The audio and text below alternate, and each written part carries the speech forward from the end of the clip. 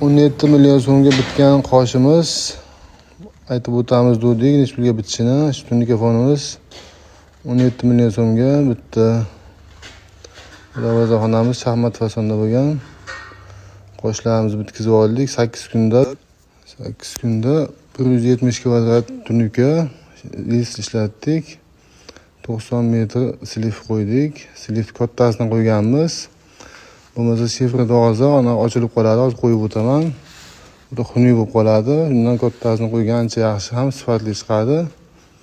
Suv to'lib toshib ketmaydi. Kimga shunaqa xizmatlar bo'lsa, bizga aloqaga chiqishlari mumkin.